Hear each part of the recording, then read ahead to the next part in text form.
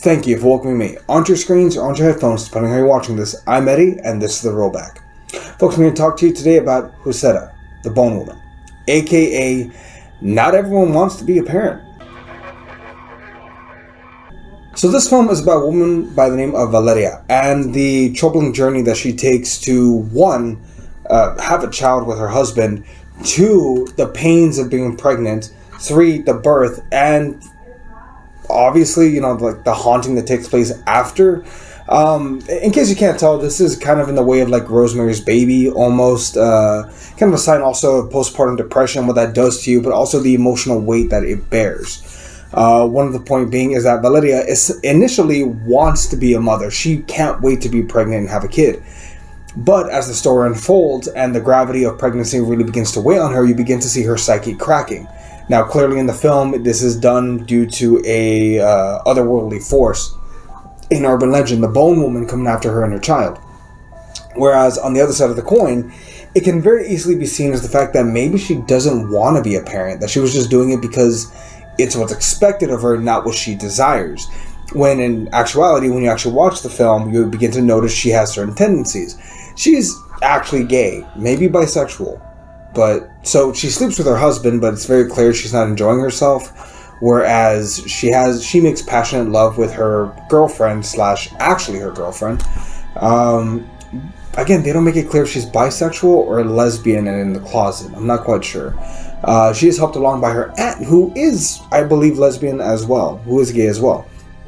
But that said, this film really follows her journey in becoming a mother, but also not wanting to be. It's a stark contrast because in most films, the whole point is leading up to the birth. Will the child be healthy or not?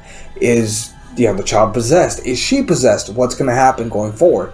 Whereas in this film, it's really more about figuring out who she is as a person, while this monster is, let's be honest, at her gates. So one thing I do want to credit this movie for is, besides not using the same old tired tropes, embracing one, Mexican culture, Mexican witches, as far as like how to defeat this demon. Anyone who's from the valley or from that culture knows about the egg and all that stuff and everything. That's kind of hilarious. But more than anything else, also besides the cultural impact that this thing has, also the urban legend, one that I'm honestly not familiar with myself, something that you'd be hard-pressed to find. This also happens to be the directorial debut. Why did I have such a hard time saying director?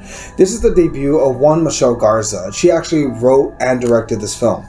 This film does also star one Miss Natalia Solina as Valeria, which this movie, props to it also, it doesn't really lean too much on pop-up scares that most films do nowadays, at least here in the US. This movie more or less has a lot of disturbing imagery. At one point when they do the egg and they drop into water, the person reading it, the witch reading it, kind of dictates the fact that, so this is the spider, but here's the thing. It has duality as representation. It can be a mother or a predator. The web can either be a home or a prison. It's up to you to decide. Which the ending of this film really surprised me.